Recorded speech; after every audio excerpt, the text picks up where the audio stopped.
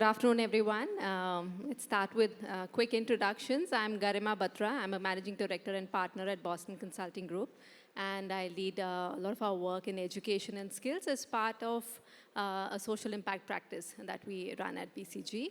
Along with me is Samar Bajaj. Samar is a director at Michael and Susan Dell Foundation. She leads their work in education and skilling spaces as well, and has more than 15 years of experience in philanthropy, investing, and consulting as well. Yeah. So I think, I wanted to start this session with some big numbers, right? I think there is about 80 to 85 lakh students in India that are completing schooling every year. Now, these can be students who have completed class 12th or have failed or dropped out of school after grade 9, 10th or 11th, who are choosing to not pursue any form of higher education, right?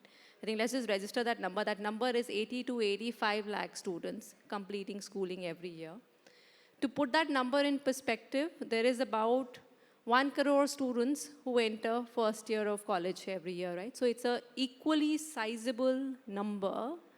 Yet, a lot of the conversation that we have is about, what are the milestones and checkpoints, as we've called it in this title, that are needed for people to enter college, test prep and entrance exams and coaching. But what are the conversations and what support systems are we building inside schools to provide highways and pathways for this 80 to 85 lakh students who are completing schooling every year and not going into college after, right? That's the size of the challenge that we wanted to bring forth in front of all of you. And we believe that a large part of that answer lies in large-scale integration of skills education in schools, to retain students inside schools, to give them the kind of education that is more relevant for them, that can potentially prepare them for jobs or for potential future education pathways as well, right? So I think that's the context for this session. It's a topic that we believe is very, very important.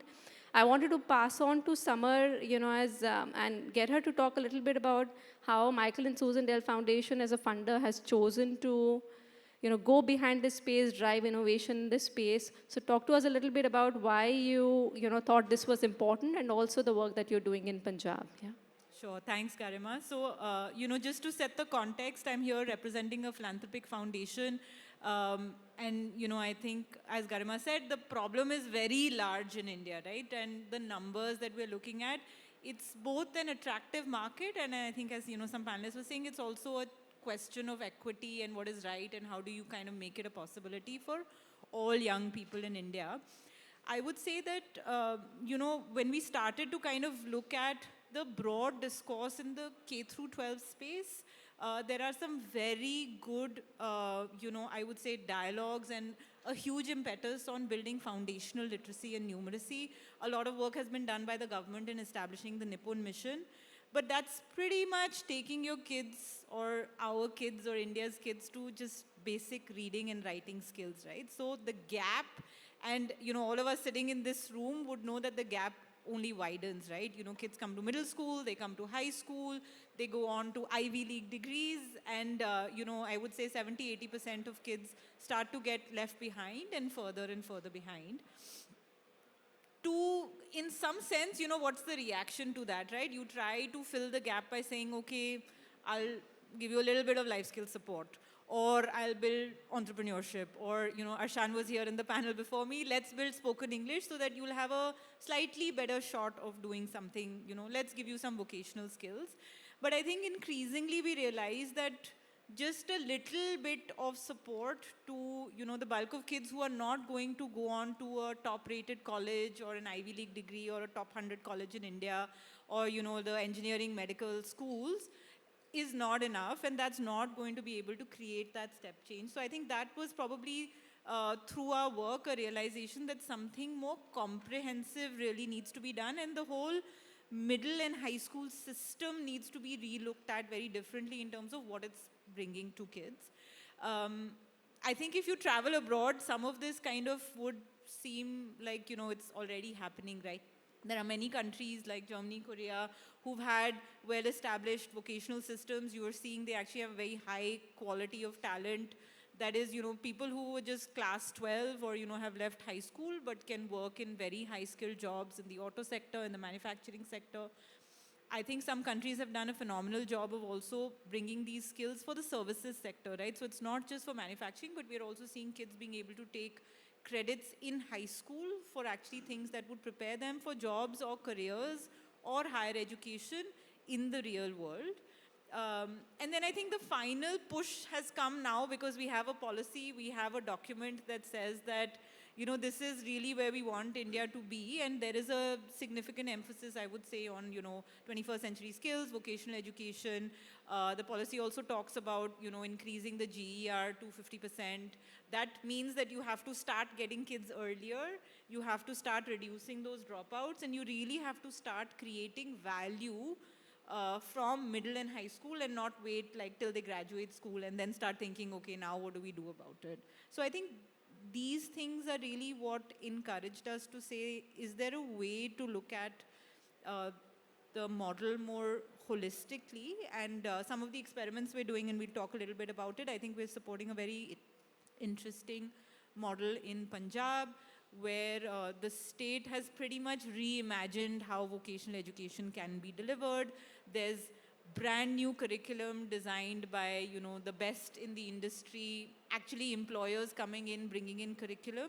And then the state also saying, hey, we're going to take this on, we're going to improve infrastructure, we're going to change the way we assess. And we're hopeful that some of those efforts can go a long way. But I think you and I know this topic well, but maybe for the audience, we should try and demystify also, see, vocational education also has a little bit of a label to it, that it's for, kids who are not that great academically, or it's for people who really don't have any other options. And so tell us a bit about like what we learned from teachers and students and employers when we started to discover this topic. No, absolutely. I think, these are very expected questions, right? A few common questions that get asked when this topic is discussed is this even something that students want, right? Or is this something that parents want? Or will employers even want to employ students right out of grade 12? So I think one of the first things we tried to do when we were trying to establish the need and the demand was to go and talk to a very large number of employers and ask them, would you actually employ students right out of school for what kind of roles, and what kind of skilling would you want to backwards see in schools? I think overwhelmingly we got the response that yes, absolutely we will go and hire, and also very willing to, like Samar said, commit to supporting building curricula, supporting with internships, etc. So there's a lot of onus on the other side to also, of course, pull industry, and I know it's easier said than done, and therefore making that happen and orchestrating that is hard. But for example, in the BFSI sector, we heard them say, we recruit not just from BBA or BCom, which are supposedly relevant degrees, but also a very, very large number of BA graduates, and we are happy to actually very much recruit from schools if the right knowledge and skills related to BFSI is actually imparted to students within, let's say, grades 10th, 11th, 12th. Even in more technical spaces like healthcare, we had hospital chains come and tell us, assistant or technician kind of roles. If requisite skilling is done in schools in a deep manner, then yes, we are very, very willing to hire. So the services sector actually at large showed a lot of inclination, digital design, a lot of people sort of working in the gig economy on graphic designing kind of topics. We saw a lot of opportunity in those spaces. Other than that, I think from the student side, actually, we did this piece of work in Punjab. So we surveyed about 2.8 lakh students, secondary grade students, grades 9 to 12. And out of that 2.8 lakh, about 45% students said that they actually wanted to pursue some form of employment right after school. Of that 45, about 30% wanted to pursue full-time employment. Now, one can argue, is that out of need, out of choice? A lot of them have needs as well, but 30% wanted to pursue full-time employment, and another 15% wanted to pursue part-time employment right after school. We also know in our country, many people are doing degrees and after that also coming back to the nature of jobs that they feel, they might have gotten immediately after school as well. So students are saying they want this. Employers are saying they're willing to hire. We also went and spoke to parents because there's a lot of this thing about, parents want degrees, and yes, parents want degrees, But when you talk to them on what is the underlying driver and what is the underlying need, right, behind wanting degrees, then the ask is we want for our child, a career and a steady progression, a steady income month on month and a steady progression over a period of time. Now, as one can make that happen, then parents are very willing to actually consider this pathway. So our teachers, our principals, and entire school system, as these offerings are integrated, need to also be counseled. And I think that will be a very important part of it, integration and making this happen on what is the right messaging and what pathways remain open, what don't remain open, etc. have to be explained to students and parents well as this is done. So certainly there is demand.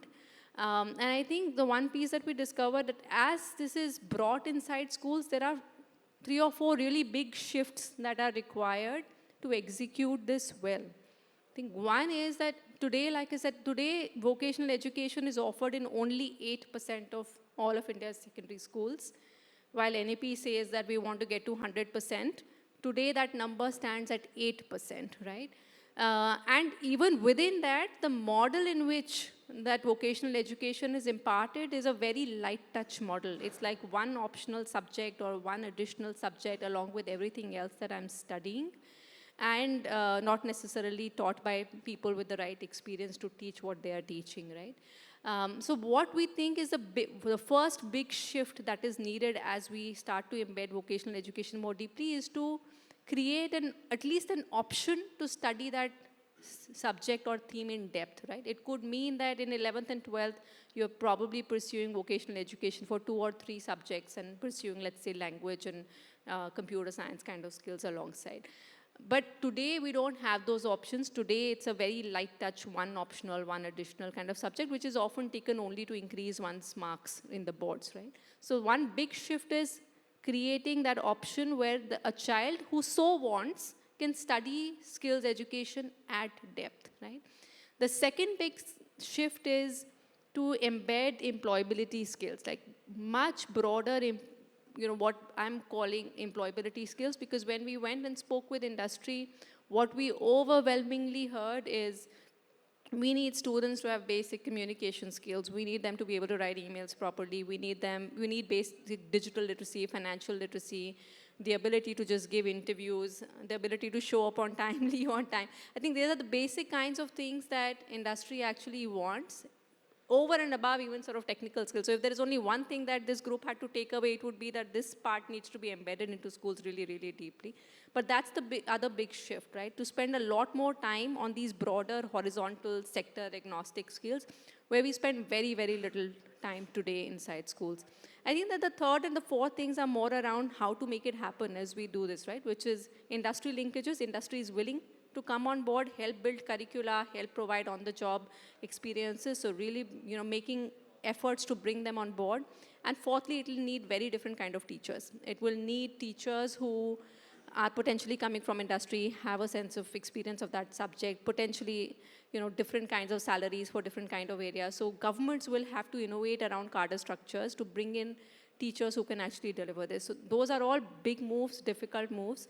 Samar, I'm going to pass on back to you to sort of say, there are many, many people in this room, I guess, from different walks of life, civil society, private education, government, industry itself. So I think, if you could summarize some of this, your takeaways, and also a call to action for this group, I think that would be awesome.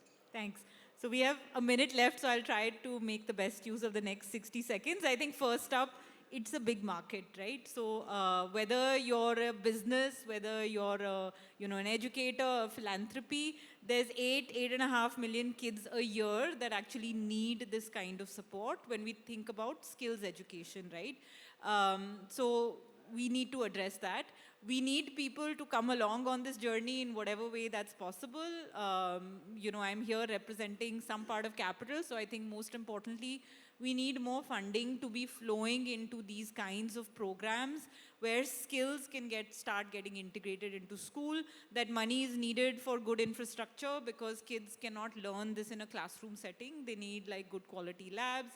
That money needs to go into developing curriculum. If you are in the higher education space, if you are an industry partner, if you're in the skilling space, please take a look at what you can actually do and how you can adapt that for the school's space.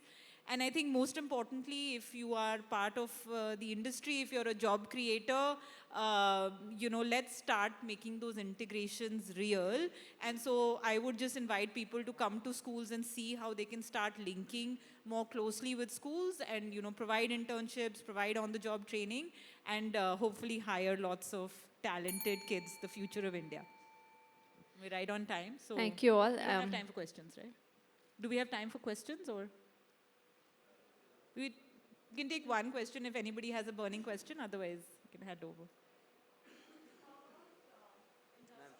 Accepting only vocational courses, typically when you see employment opportunities, right, there is always this minimum eligibility of being a graduate, 50% in graduation, etc. So while I understand that you're working towards empowering kids, right, with the right skills, but how about working towards acceptability of this talent in the workforce? Yeah, I think, and I'm hopeful that the credit system will give us a path out of that. Because finally, you're not saying that, okay, if you were, doing vocational in school, you can never get a degree. We want to keep those pathways open. And I think industry will need to start looking at, recognizing the skills as opposed to a certain qualification. So I think that's a path that needs to be traversed together. I think one other thing I would add to that is that, I think PSUs, if government takes on this cause, right, I think PSUs and some of in the government jobs can actually start that vocabulary of skill credits as against degree, then that starts to lay the path for others to also follow, right? So I think we can lead that by example as well. Perfect. Thanks so much. Thank you.